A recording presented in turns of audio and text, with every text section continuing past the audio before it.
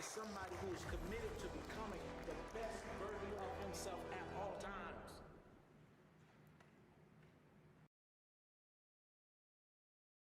Hi, my name is Robert Marshall, and I'm a survivor of sexual trauma. If I did everything he told me to do, I may live. Grooming happens, violence happens. They wanted me in silence, and it was very narcissistic. It was always done behind closed doors with the windows pulled down and the shades pulled, and that it was something that had to be kept a secret. We see you. We hear you. I want you to know that there is hope.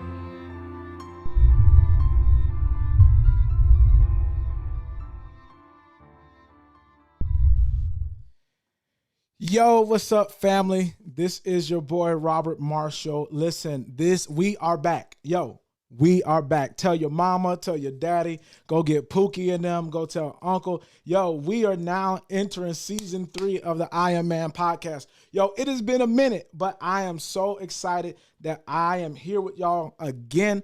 I'm more excited because we have an amazing guest that's here today. I've been watching him for some time.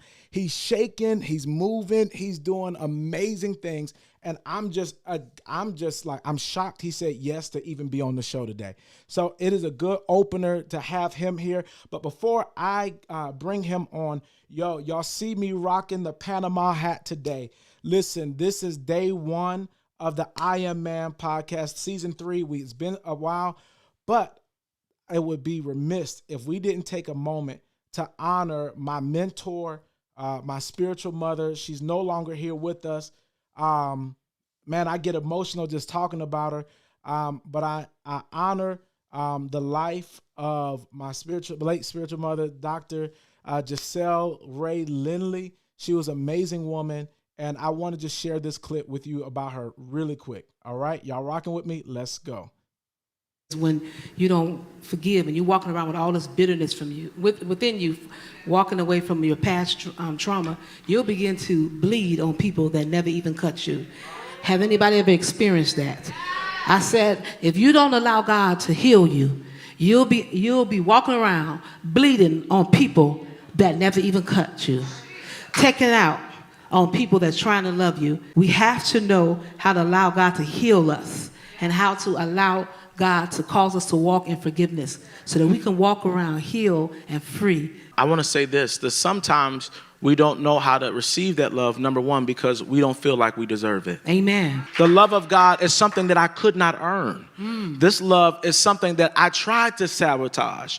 And even on my worst day, love, like the woman of God said, still found me. Hallelujah. Glory to God. The enemy comes to conceal your identity. That's what trauma does. Comes to conceal your identity. Because if I can hide your identity, I can hide your authority. Oh, y'all should have got excited right there. If I can hide your identity, then I can hide your authority. And you'll be walking around living a lie all your life. Walking around living like a peasant all of your life and never know that you are in the line of kingship. Somebody cross your legs like a real queen.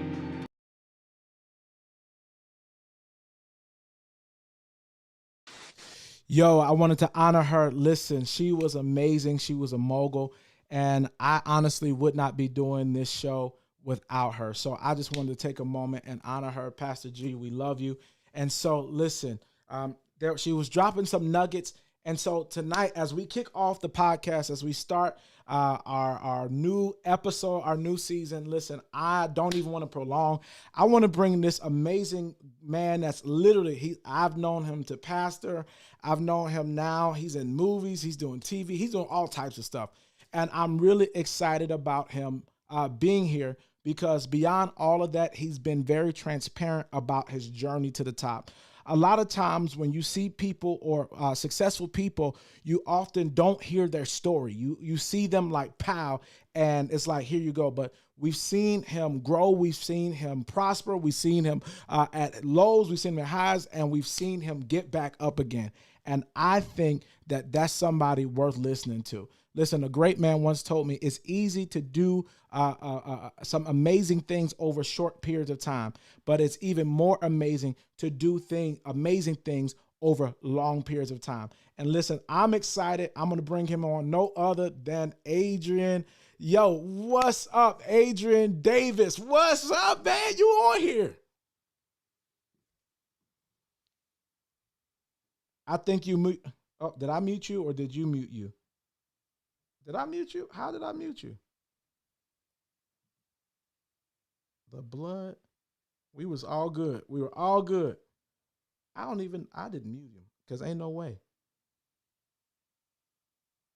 Let's see. Did I mute you, Adrian? Let's see. It definitely says that. Oh, there it is. Hold on. There we go. There we all go. right. I did mute you. All My right. bad. What's up, man? Let me give you an It's introduction all all over. Everybody, No. actor, pastor, doctor, lawyer, businessman, mogul, philanthropist. Yo, let's give it up for Adrian Davis, y'all. Yo, let's give him a round of applause. What's up, man? You so sick. What's up, man? How you doing, brother? Man, I am good, man. Welcome to the Iron Man podcast. Listen, you're the first guest. You're the first listen, guest, man. I'm honored. I am honored, man. Listen. You talk about you're honored that I agreed to do it, man. I'm honored that I was asked. Oh man, you're being too kind. You're being too kind. You're being too kind, man. Listen, we are so excited that you are here with us today, man. Adrian, I don't want to waste this opportunity of you being here with us, man. Tell us, what are you working on, man? What are you doing? I can't even keep up. What's man, up? I'm working on a few different things. Man. I moved to LA, and I took a break. I said for years, like I was like, I'm never going back to pastoring in a traditional sense. So I say it like this. I'm a proponent to never saying never. I took a break from pastoring in the traditional aspect, in the traditional sense, and transition, man, to LA to pursue other dreams, honestly, when we say dreams, we think that a lot of times our dreams are man-made thoughts that manifest in our sleep, and because we believe that a lot of times, like, our dreams can be altered by our desires or our ambition. But really, what I have is not necessarily a dream. I believe it's a God-given assignment for me. A God-given assignment for me to be on the mountain of to be a light to entertainment, and I think that it was something that I was called to do. As much as I was called to pastor, and as much as I'm called to preach, I believe that I'm called to be on the mountain of entertainment. So, man, I moved to LA.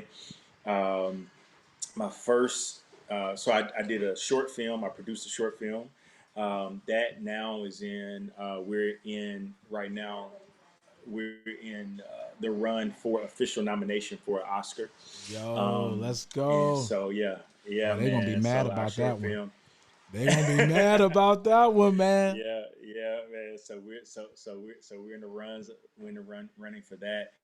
And then my first movie that I acted in dropped December 23rd of 2022.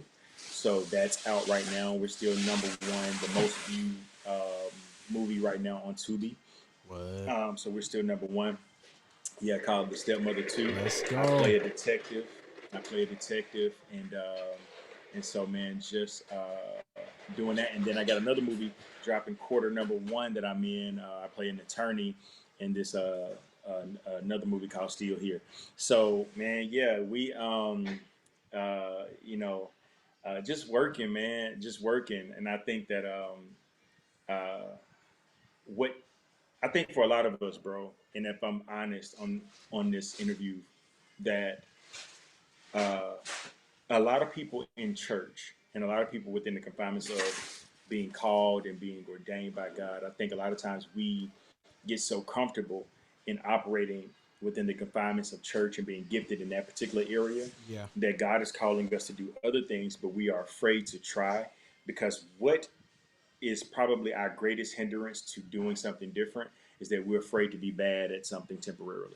Man, listen, first of all, what you just said is it's in proper doctrine and theology and biblical hermeneutics. So we are taking your license and your ordination papers because that's not how it goes. Listen, that's not how it goes. Listen, you only can be one thing when you're called to preach.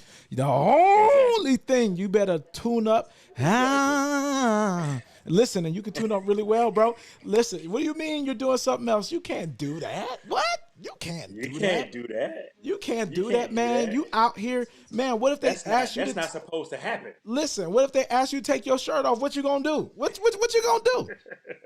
Listen. I'm taking it all, my middies and everything hanging out that day.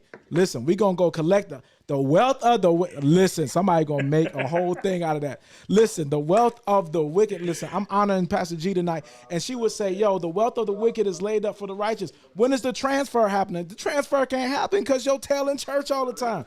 Listen, all the time. Ain't no way. Listen. Yeah, You got to do the MIDI dance for me one more time. You in shape? I can't. You go here. Listen, it happened here first. Listen, it happened here first. Listen, yo, that's crazy because, yo, purpose, destiny, we think is aligned with scripture. And we think it's like this one-dimensional thing. And it's crazy that you say media because that's one of the most kind of like outlandish, out there spaces to be in. But, man, I'm excited and I'm celebrating you. And, you know, I think sometimes people will allow fear to hinder them from moving forward because, like you said, they are afraid. They're afraid, but I don't think sometimes people are afraid to fail, man. I think people are just afraid of disappointing God. I really do because, like, yo, I know, you know, I grew up old school holiness, bro. The fact that I am on here with piercings and tattoos and whatever. Listen, man. What? You should have been in hell by now. Listen. I would have never made it. I don't even know. I'm still, you know, I pastor a church now, and I'm still waiting for somebody to say, "Hey, it's a joke." But listen, it's we out here. We out here. But it's crazy. But man, Adrian, so you're doing that, bro. So I'm curious to know, what has the journey looked like? You know, the work that I do, I help men, I walk with men throughout some of the most difficult seasons in their life.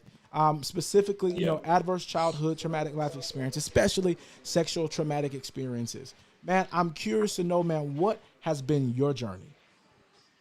Man, it has been, my journey has been, for lack of better terms, it's been not for the faint at heart. This journey, and you know, I'm so glad that you speak to that space of men dealing with, you know, sexual abuse and things of that nature. I think it's something that's oftentimes swept up under the rug because we're just expected to be fighters and expected to be strong and expected to push through and expected to work through so many different things. It's almost like if we express our emotions or heartbreak or disappointment, it's like we show up as weak. And so you are a survivor in so many aspects, and so am I in that aspect. And I would say, you know, I was raped by a woman at 13. I was molested by a man at 13. And so navigating that, a lot of times people don't begin to peel back the layers of why they operate the way that they operate. And so, you know, for me, being so locked into trying to prove my manhood, you know, and so a lot of things caught me into a space of where I accepted advancements from women, where I was sleeping with a lot of women. It was just like, yo, because I'm trying to prove to myself what in me gave off this vibe that a man could be okay touching me, you know, and so trying to prove to myself that, hey, I'm not that way, and hey, I'm not homosexual, and just trying to prove to myself. And man, that journey of identity. That's why I love the clip that you played before, man, before we got started, because it really spoke to a lot of things that I've navigated through, and just coming into my own and being unapologetically me, and standing in that, and being okay with that, and being strong in that, man. Because I think our greatest strength is us telling our own story and our own narrative. And so, man, this journey through manhood, not even through ministry, because a lot of times we overemphasize ministry and call of God and things of that nature. Just through manhood, man, it's been a very challenging space, and been a very heartbreaking space. And it's not even through ministry and stepping away from ministry and stepping into this, but all of that is a development of manhood, man. And I've just come to a point in my life where, hey, I'm going to tell my story, because all the good, bad, ugly, and indifferent is still a part of my story, And so it's been challenging. Yeah, I hear that. Listen, so I wrote a book called What Every Man Needs to Know. I co-authored it with some amazing guys, about 30 years of just experience, a life experience. And you said something that was so monumental that I talk about, and that a lot of men struggle with, is defining what it means to be a man. And for those who are wondering what Adrian's doing, listen, let me tell you, this brother is so committed. He is actually in the middle of moving on a Wi-Fi hotspot, and he was so committed to being on the show tonight. He didn't cancel. I was ready for him to cancel. I was ready. No, man. I was ready. Look, and I'm gonna tell you, like, and that's why, like, I wanted to apologize to people. Like, if y'all hear noise or y'all hear boxes moving and stuff like that, the movers are literally moving into my space right now. But no, man, listen. They said they couldn't do the Wi-Fi today. I was like, oh no, we got to make this work. I went to AT&T. I said, I need y'all I'm about to buy a hotspot right now. Listen, I'm appreciative, man. You said something that was so powerful, that most men, we struggle with understanding who we are as men. Right, as men. And I think, to be honest, even more now than ever, there is not a clear definition, depending upon who you're around, what you're doing, who you're with. That definition changes and it slides. So, man, my working definition of what it means to be a man is being someone who is committed to the journey of becoming. They're committed to the journey of becoming. And as I've used that as a definition, it means for me that I'm not perfect. My life can constantly be in transition. Life and stuff shifts, but my manhood is not based upon what I have, where I am, who I'm with, my body type, my muscles, the lack of muscles, my middies, my pecs, whatever I got at that season in my life. Listen, my masculinity, my manhood is determined by whose I am, not who I am in that moment, and being committed to the journey to becoming who I was created to be. So that's my work. That's my working definition. Dude, I love that definition, and I'm gonna tell you, man. This is something that I'm working through now. I've been working through for the past probably about 4 years of working through that I'm not a man based upon what I have. Like, because, man, like, our culture tells us the exact opposite. Our culture tells us that, how we were raised, may tell us that. Because I've struggled with finding who I am as a man outside of my ability to provide. And it's also hindered me in moving forward in other aspects of my life, so when it comes down time to, for the possibility of marriage, I'm like, well, no, I ain't got it all together. I ain't, I'm not making what I want to make. I'm not doing, because what we're remotely saying is I'm seeing my worth in my wealth. And for me, that's what I've always, like, people like, oh, AD got this, he got nice stuff here, but a lot of that was, man, me working through, me feeling like, like, I'm worthy based upon how much I have. Yeah. And we see that, that this contest of it in what is it, 1 Corinthians 13, where when Paul is saying, you know like, listen, man, like, when I was a child, I spoke as a child, I thought as a child, but when I became a man, I put away. So he was saying that, you know his definition of manhood is not by what you acquire, but our definition of culture tells us that we're men based upon what we acquire. If we get the house, if we get the money, if we get things, or whatever the case is, we become a man based upon what we get. But then what Paul was saying was like, no, you become a man by what you have the wisdom to put away, what you have the wisdom to stop, what you have the wisdom to stop doing and stop operating as. It's not about what you have. And so, man, I'm so glad you said that. But man, it's something I'm consistently working towards, man. Like, I don't have it all. I haven't perfected that aspect of it. Listen, but but that's something I am working on, man. I hear that, man. So the journey we talking about, and I'm gonna take that a step farther, because in the book of What Every Man Needs to Know, I talk about not only a man defines himself by typical men or unhealthy men have defined themselves by what they have, but what they do, right? Also, what they do. And so what it does is, and I can prove it. When you meet a guy for the first time, a brother for the first time, the first thing we do, we ask them, hey, what's up? What's your name? What do you do? Where are you from? Yeah. Why is that? Because, and this is my philosophy. Listen, I know I'm a pastor now on this season, so there's certain stuff that I just can't say the way I want to say, but I'm going to say it because this is my podcast. Listen, whenever we define ourselves, what I call it is, whenever we define ourselves by what we do and what we have, we wind up, number one, shortchanging ourselves for who we were really called to be. That's number one. But two, man, also we play the comparison game, because when we wind up, and I say it like this, it's like us men, we are grown, we are adults, but we treat life like a locker room in middle school, where we're in a constant penis comparison contest, we live in a world where we're constantly trying to compare ourselves to everybody, no matter who we meet, what they have. Listen, you could have been good and content. You turn on Instagram, somebody got something, boom, you automatically depressed. Or even with our body types, body shaming, right? We think women do that too. But nah, like, I wish I was 5'10", give me 5'7". Yo, give me 5, just give me 5'7". Jesus, like, dog, I'm 5'5".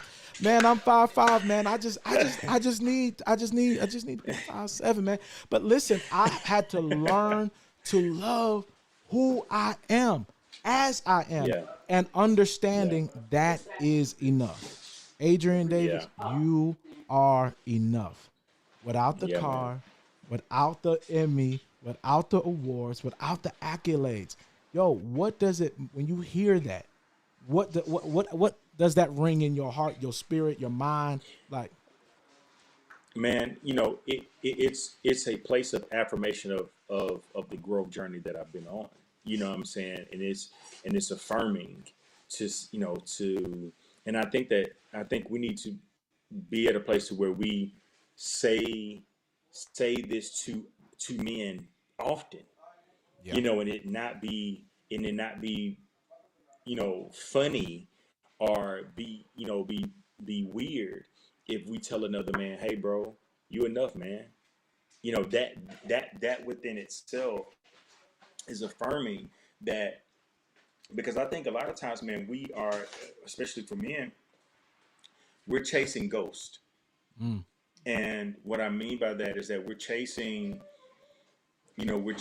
affirmation from fathers that weren't present.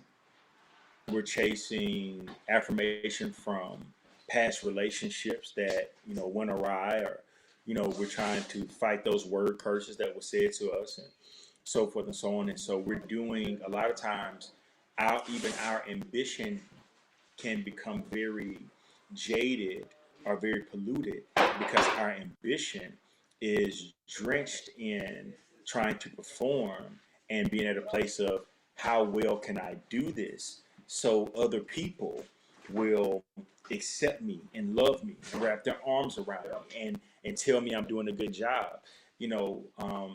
I have quite a few guys that I talk to and that I mentor But one of the things is, and one of the common denominators is for a lot of guys, is that like they're literally saying, yo, I want to achieve this and I want to achieve this and I want to achieve this. And if you ask them, hey man, why you want to achieve that? Why you want that award? Why you want this? Why you want this accolade? And a lot of them are saying, because I am looking forward to somebody telling me I did a good job. I'm looking forward to somebody telling me, man, you know what? Dude, that was amazing. Because a lot of us did not get that as young boys growing up. And so now as adult men, we're performing for the level of affirmation and for people to accept us and to feel welcomed and to feel loved. And like you said, to feel like we are enough. And so, man, I think we need to make that a consistent approach to conversation, almost like as an ending salutation, man. Like, hey, bro, all right, man, it's good to talk to you. Good to talk to you too, man. Hey, man, you enough. Yes, sir. Yes, sir. I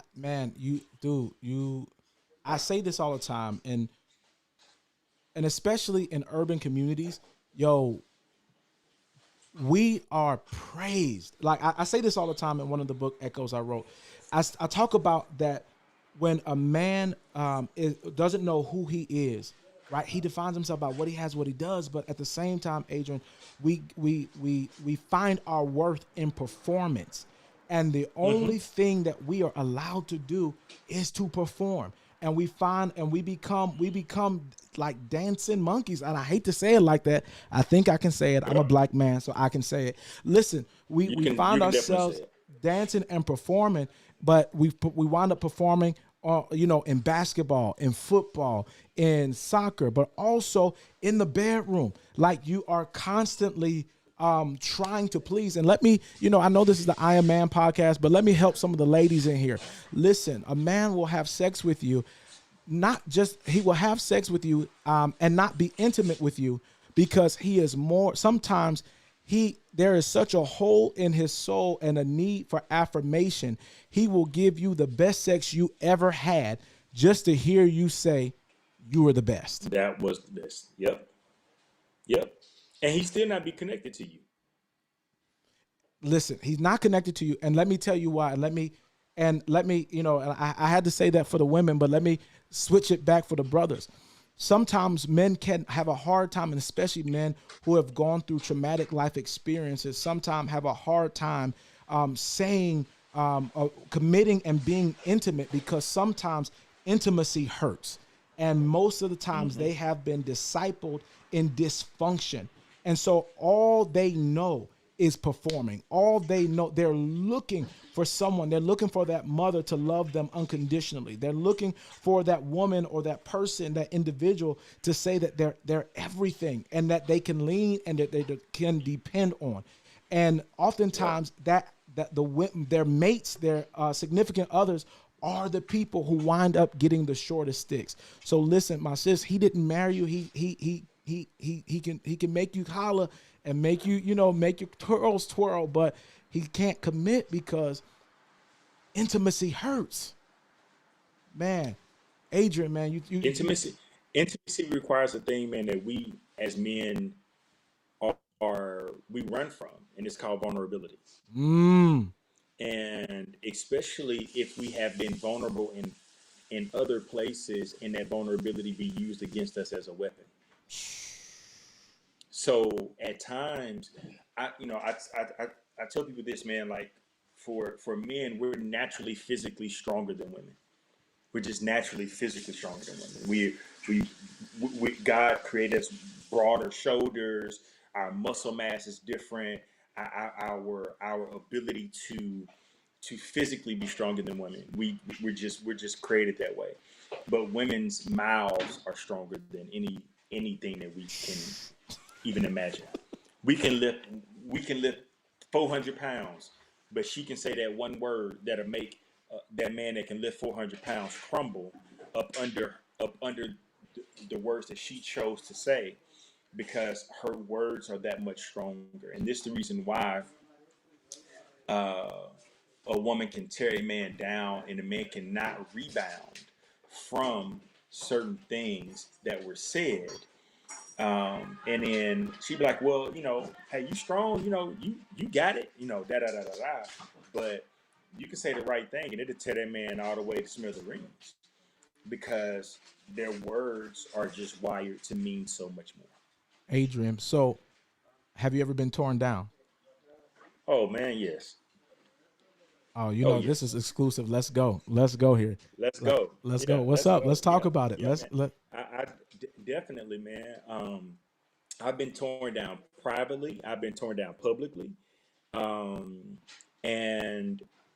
how man, I was in a relationship years ago, and every time she would get mad about something, she literally would throw back up into my face things that I told her in intimate moments. And when I say that, I want us to be very careful. Intimate moments does not mean sex. Intimate moments means the word intimacy literally means in the Greek, literally means to share the same heart as. So when I am sharing my heart, then that's a level of intimacy. And I would be intimate in sharing my fears, sharing my hurts, sharing my even my levels of dysfunction. And literally when she would get mad, she would throw up those moments of things that I said in moments of intimacy. And what it did with me, it started to make me feel that there is something wrong with being intimate. But through maturity, you begin to learn that it's nothing wrong with being intimate. It is something very wrong when you're being intimate with the wrong person, though. Well, I And hear that. so we have to be very mindful about who we choose to allow our intimacy and our moments of intimacy to be partnered with. So yeah, man, I've definitely been torn down to smithereens, bro. Like I'm talking about to the point of suicidal thoughts, to the point of depression, to the point of feeling like I never rebound from this. Who's going to love me beyond what's been said about me? Who's going to really try to even get to know me beyond what's being heard? Because now in our culture, it doesn't need to have any facts. It doesn't need to have any proof. It just needs to be said. And it changes people's perceptions of us. So if it's said, then people begin to look at you differently just because it's said. It's like so crazy. Our culture is just like that. And so yeah, man, been beat down numbers of times. Numbers, bro. And in counseling for a lot of because when you're beat down as a man, your first reaction is to respond the way that you desire to respond. And the sad part about our culture is that the only emotion that's really accepted from men is anger. Yeah, bro. If I cry, I'm weak. I'm less than. If I communicate what I feel, and if I say what I feel, that's weak too. Because if we in touch or we in connection with our emotions and we can communicate what we feel, that's weak too. And then guess what? The emotion that the world and culture and society accepts, especially from black men, is anger. Because that's the emotion that gets respect. I always teach it two ways. It's anger, actually, and sexual hormones, and I talk about it a lot because whenever it's either one of the two, and sometimes both.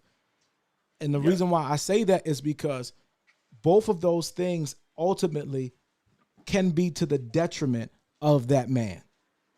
Mm-hmm. Both can be used as weapons. Both can be used. I wholeheartedly agree. Yeah, man. It's anything I promise I say out my mouth. I got the research to prove it.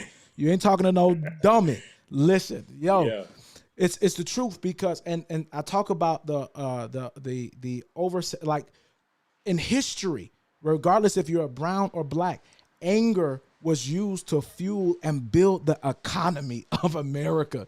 Like, yo, angry people, angry black and brown people built America. They knew the people knew how to use that anger, that fear, that resentment, and they use it to make them build.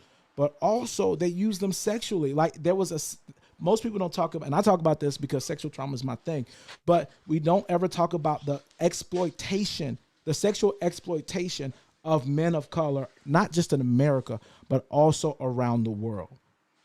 Yep. Around the world. Man, like, I wholeheartedly agree with you, man. Because I've watched it play out in my own life. You know what I'm saying?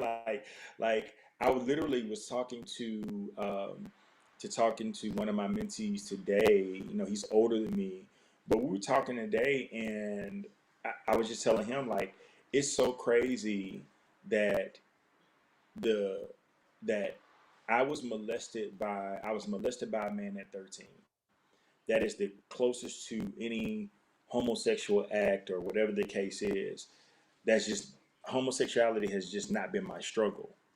Now, I'm no better than anybody else because that has not been my struggle, right? Whoremongering has been my struggle, right? He said whoremongering. You say Monging. Whoremongering. Message translation. I was a hoe. I was a hoe.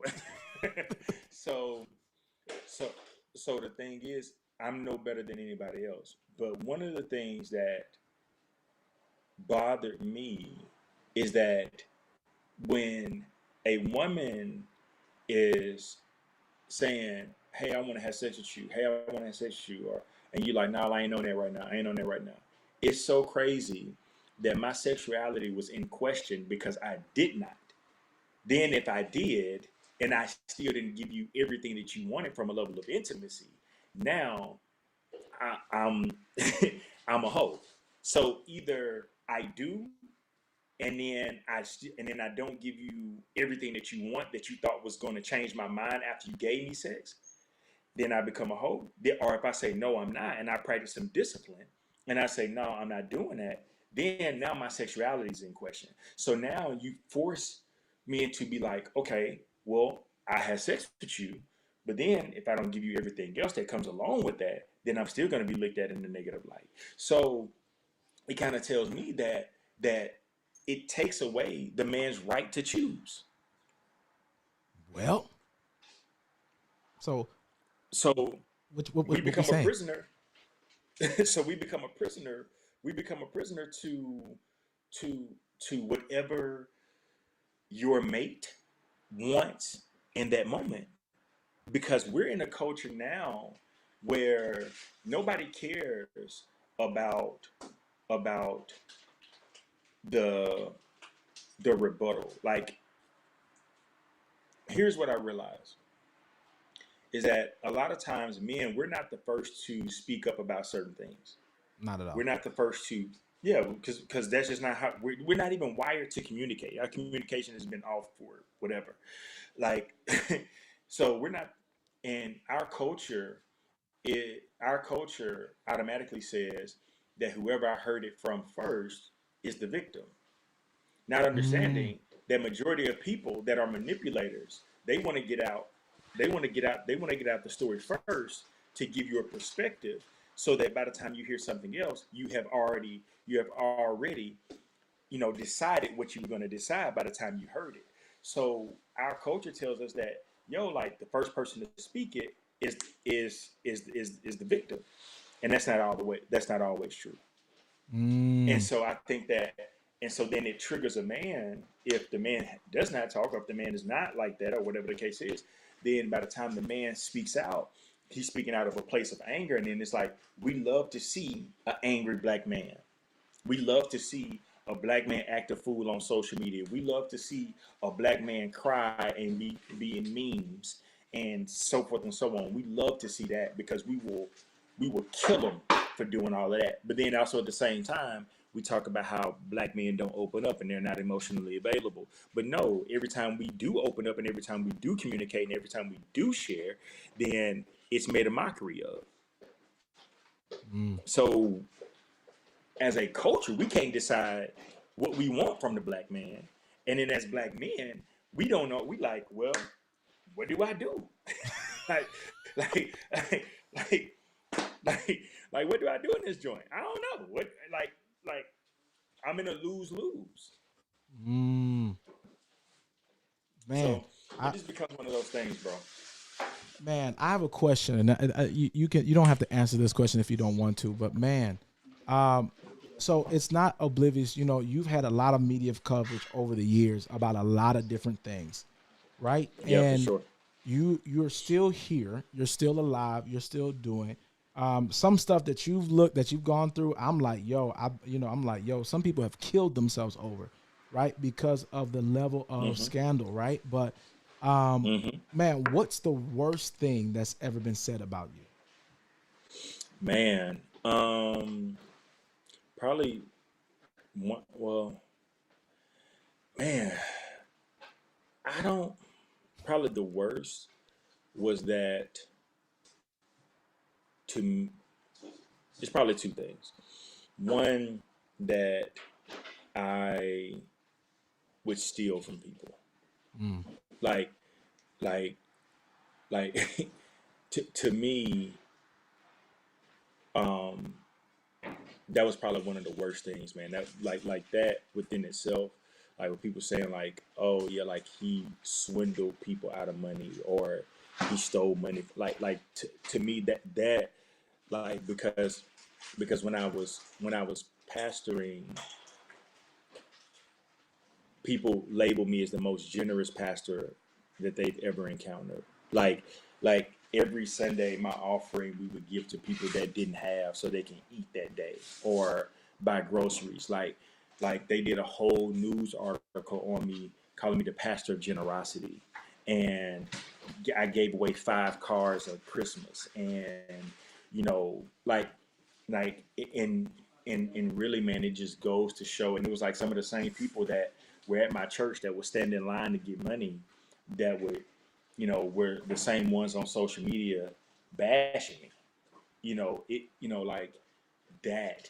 That was like one of those things. Was like, wow, like no proof, nobody saying, oh yeah, he owes me, he took money from me. Like nobody saying that. It just needs to be said that we don't know how and really what it shows me is that the favor of God is not enough for a lot of people. mm. So the favor of God can rest on you, and it can.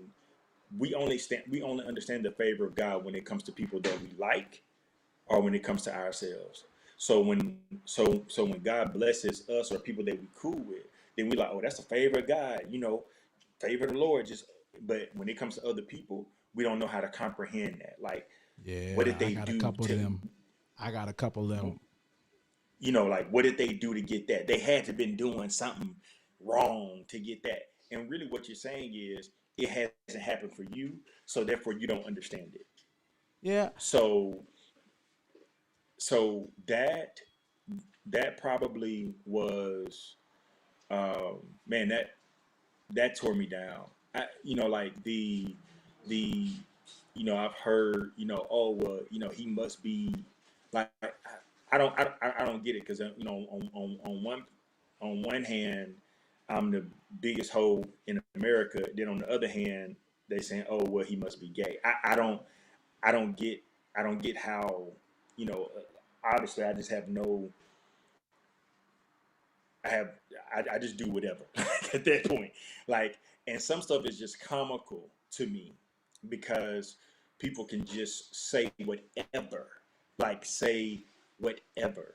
And then it's all like honestly what I believe in, and one of the things that TD Jakes told me, he says when you realize that he said when people realize it's not a big deal to you, it won't be a big deal to them. And he says that if you stop and try to address every lie, then you're never going to make it to your destination.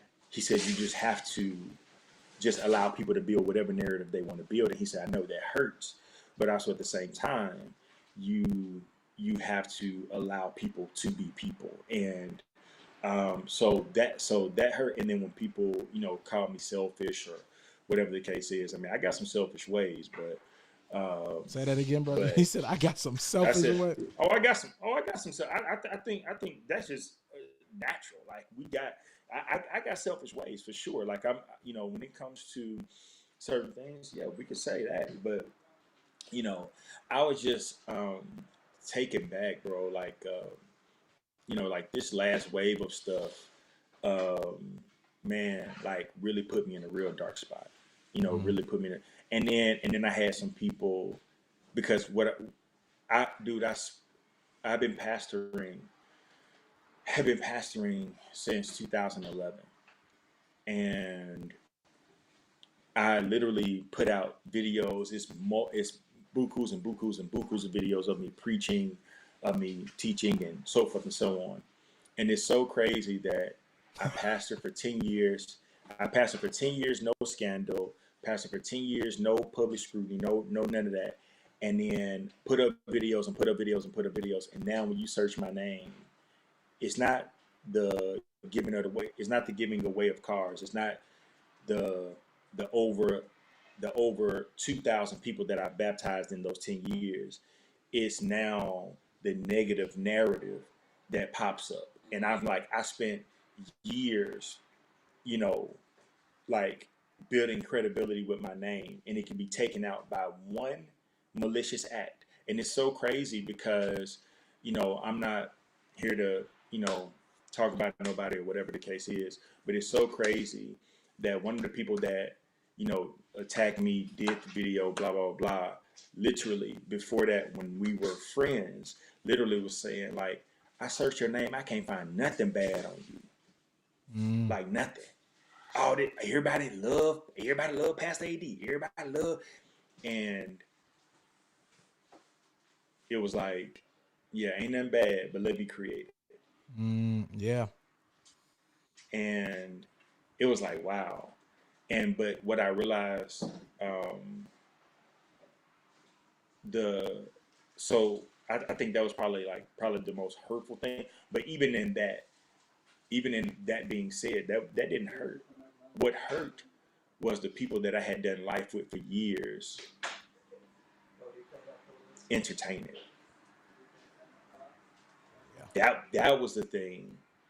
Everything else, like, man, like hearing stuff, whatever. But when people that I had done life with, when people that, like, literally, like, that I called big bro, looked at like, uncle, and, stop answering the phone for me.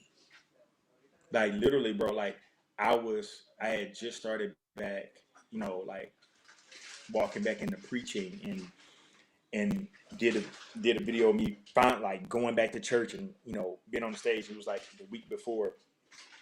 And literally, it was like I had made up my mind, like, okay, I'm getting back in the ministry. I'm getting back in the ministry. I had made up my mind. I was like, I'm getting back in the ministry. And then, boom, this happened. It was like, no, I'm not. I'm not. What happened? I ain't doing that. It was just like when all of the scandal hit, right? It was like when I told people I was coming back in the ministry, dude, I'm gonna tell you, I had literally 6 bookings come immediately. Man, I've been waiting on you to start back preaching. I literally had bookings. I had hotel locked in, flights locked in, everything. When the stuff came out, everybody counseled me. That right there, I said, oh, wow, this is false community. Because everybody's, we community, we love each other. And I was like, man, wow. So we can't even get a phone call to say, like, hey, man, what's going on? Man. Hey, man, are you okay? Hey, are you okay? Man, I know you. I know, and it was, it was one, Pastor LeBron friend was like, man, dude, I've known you for 20 years. I know your character. I know who you are. It's some things that if somebody said, I'd be like, okay, maybe. But he was like, it's some stuff I ain't never got to entertain. And that, because during those moments of war, you want people that are sure about you. Yeah. I only want people around me that are sure about me. Yeah, man, you've gone through some journey, and thank you for sharing some of that stuff with us, man. And because you didn't have to, and Yeah. man, I think number one, you regardless of what has happened and what the narrative has been, as long as you still have breath in your body, right? There's still time. And here's the thing: it's not time to prove people wrong. It's time to live. And oftentimes, sometimes what I've understood is that sometimes God will allow your life to shatter and allow the broken pieces of your life to be shattered all over the place to destroy the image that you created and everybody else created in order for him to pick up the broken pieces of your life to make something beautiful out of it, where he only gets the glory out of it. I just preached there. I'm going to put my cash up right there. Yes, sir. I'm putting my cash up right there. Listen, man, for real. because so here's the thing, man, because, you know, I've gone through my own stuff and I got my own fair share of stories. And this is what I've my resolve, right? My resolve is, number one, people are people, and people are going to be people. People are going to people. You can depend on that. Number two, You can depend on it. you're going to depend on it. You can depend on people going people. Another thing is that I've learned is that when people are not in the room with you, they will make up a narrative about you so that they could feel like they have credibility or that they know you. The truth is about me, there are some things that have been said that are true, right? There are some things that I've trusted in some say. Man, I never forget, man, I've been in ministry now for 25, 26 years. And I remember one season of my life, I was really transparent with with a leader actually. And whenever, you know, that didn't, all of a sudden I'm waking up to text messages and emails that my name, I've been blackballed. My stuff has been like spread all over the place, and I get it. And all you want to do is curl up and die. And here's the other part. People clap at your death. People see you dying and they clap. They applaud. Oh, they'll be ecstatic. They'll be ecstatic. I knew, right? And the truth is, oftentimes because people either want to be you or people cannot believe they cannot believe who you are or whatnot. And it plays to, and it gives, and it justifies, let me say this, it justifies their humanity and their own issues, their own faults, right? And the truth is, many of us, and I'm sure now there's some Negroes out here that's just plain out arrogant, but the majority of people out here, listen, we ain't want to do this. Like most of us did not sign up to say, okay, I want to preach, I want to pastor. There's some, but ultimately sometimes it's a wrestle. And what happens is, what people don't understand is that in the midst of pursuing the call of God on our lives, that we are still human, right? And there's another side to us that we are still wrestling with, that we're still trying to figure out. We have our own traumas, our own flaws, our own issues, and it does not disqualify us from being used by God. What it does mean, it makes us human, which makes us more qualified to be used by God. And so I want to say this for all the people in the back that think you got to be perfect, that you got to have your life together, that you got to be all things to, like you just gloried out Halamashanda all the time. Listen, there's a phrase that we say in church all the time. God does not call qualified people, but he qualifies those who he calls. And you might just catch me in the middle of God still working with me, qualifying me in the process, but that does not disqualify me. And I want to say to all the ninjas out there, get up off of Adrian Davis. All right. I said it. Get up off of Adrian Davis. I said it first. Yeah, listen, man. I publicly say that, man, not because you're perfect, but man, what helps me measure the worth and the value of a man is his heart. Is his heart. And you can always tell a man, regardless of what he does wrong, right? Because if we look like, listen, many of us, we love this Bible, right? We love this Bible. We love Yeah. this Bible. And we like, right? We love this Bible, but we don't really contextualize it. Yo, everyone that God used was broken at one point or another in their life. Yeah. And we love to Yeah. look at and preach over that and apply to our own life to justify our humanity. But when it's time for somebody who's leading, who's trying to lead as well as find and figure out who they are, listen, they're human too. So I want to say to all the people, like, yo, give your leaders grace, not just your pastors, your bosses, your give people. I often say you got to give people the grace that you want if you were in the hot seat. Yeah, man. You got to give them grace, man. And I want to say this because we've been on here for an hour, man. And Adrian, I could talk to you for forever because I'm just such a huge fan. But Adrian, man, you are doing movies, right? You are out here doing television. And I think, man, I heard, I'm a E.T., rock with E.T. sometimes. And he says these things. He said, the greatest thing that you could do to your enemy or the worst thing you can do to them is for them to succeed, for them to see you succeed, for them to see you win. Isn't it funny in this church world? Because listen, it's only really this big. The church world, right? People are clowning you and dogging you. You don't say anything. Sometimes I saw you pop off a little bit sometimes. There was that one instance that you popped off. But listen, we're human. You feel me? Yeah. Yeah. And then sometimes you gotta just, sometimes you got, you just gotta show. Sometimes you just want to say, like, because I What you want to tell say, people, Adrian? man, like, What you want to say? like, What you want to say? sometimes, man, you want to, because in order for somebody to act out of character, something had to push them to act out of character. And I think a lot of times we demonize the fact that they acted out of character, but we do not look at the fact of what made them act out of character. When we look at somebody and somebody does something, we be like, man, that ain't like them. That ain't like who I've been following for years. Then we don't think about what drove that person to do something that they've never done. They've been on social media for years. I've been following them for years. They've been a part of this for years. What made them do something out of character? And so I don't think we, a lot of times people don't even consider that aspect.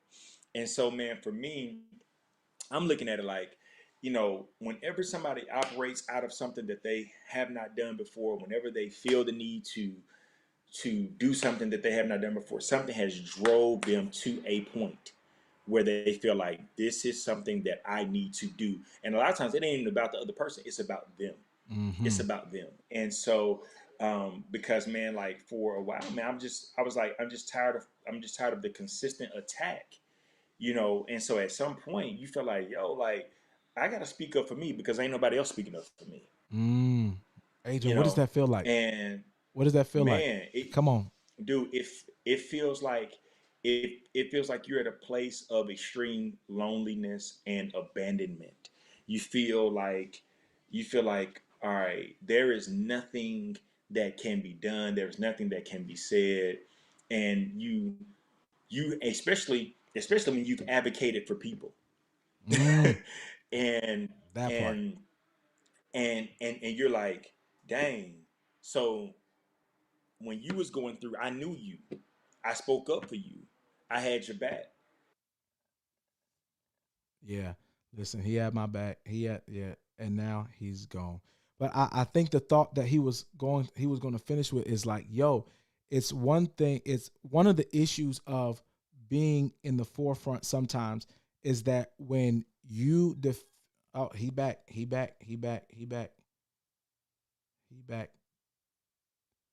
Listen, you came back. Adrian, you came back, but we still can't see you, bro. I don't know if you can hear me. Listen, I don't know what's going on. I don't know where you at, Adrian, but let me know when you get here. Listen, what he was saying is that oftentimes that when you give and when you defend other people, but then those same people don't defend you, they don't show up for you, yo, it hurts. It hurts. And more than anybody, I'm like Jesus, and Jesus is the ultimate like definition or epitome of this vision is that when he showed up for and he healed the sick, he fed people, and at one day they're yelling, "Yo, Hosanna!" Like Hosanna, Hosanna, and then the next day they're yelling, "Crucify him!" Listen, it's the truth, it's the reality, and that's why I said people will people. But as a person, what you can do, you can decide to show up and become the best version of yourself and also extend grace to other people, extend mercy to other people, extend kindness to other people. Listen, and all my brothers out there, listen, you are going to not be perfect. You are not going to be perfect. Listen, I held it down, Doc, until you got back.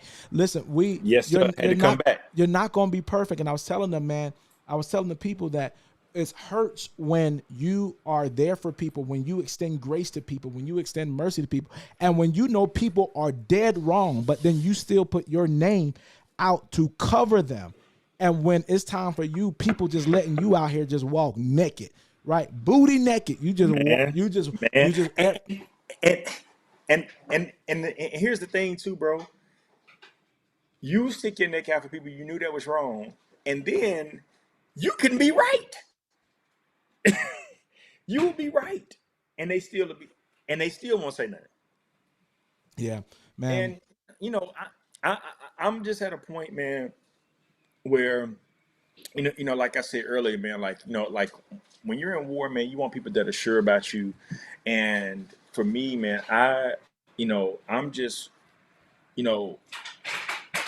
my one of my mentors told me this. He says, like, AD, you're a good person with a great heart, and he said, you just got to stop trying to prove it to people.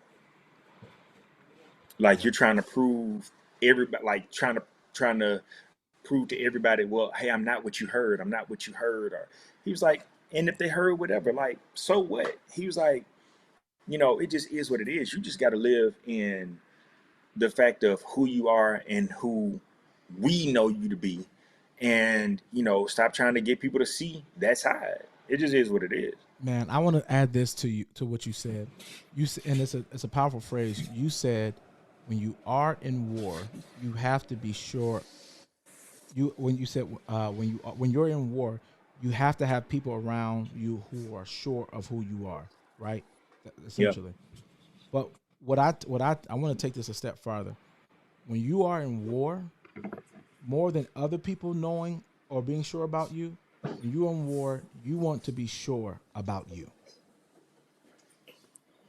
Yes, sir. Yeah. You want to be sure. Listen, I want y'all to put that on Facebook, put it on Twitter right now. When you are in war, when you are going against obstacles, you have to be sure because of who you are. Because listen, the world, I was just telling them, I was wrapping it up, bro. I was talking, I went to Jesus and taking him to the cross already. Listen, Jesus is the ultimate vision of that, right? Where they're yelling Hosanna and then they're yelling crucify him at the same time, because people will people. Yes, sir. People are always going to people. But listen, yes, sir, you have to understand the mission, understand your purpose, understand why you're here, understand who you are. And listen, one of my mentor, Dion Campbell, taught me at one of the most broken spaces at my life that, listen, I cannot define myself by existential realities or people who are outside of me. My worth and my definition of who I am has to come from an inner place. You have to be so sure of who you are, regardless of what you may have done, may have not done, no matter what people are saying or not saying, no matter how many times you've been looked over, you may be the best at it and they still walk over you because you've been blackballed. Listen, whatever, you have to be sure of who you are. And that comes from within. That comes from within. And man, Adrian, man, I love what I'm hearing, man. I'm loving your journey, man. How can people find you? How can we connect with you? What can we expect from Adrian Davis in the future? Yeah, man. Well, like, how I want to know the good stuff. For sure. I want the exclusive stuff. The stuff you ain't put out yet. Yeah, I'll let you in a little bit. Come on, lean in. It's only you and me yeah, here. That's it. but how people can connect with me, of course, on social media, man. Adrian Davis now. Stay up to date with everything. It's Adrian Davis now on all platforms. If you see anything with any other variations, there's no two eyes back to back. All these fake pages popping up and all this other type of stuff. It's just Adrian Davis now. IG. YouTube. I got a lot of exclusive YouTube content that's getting ready to drop in the next month. And so we got some vlog stuff that we're doing, some doing life with me stuff that we're doing. So man, I'm excited about that.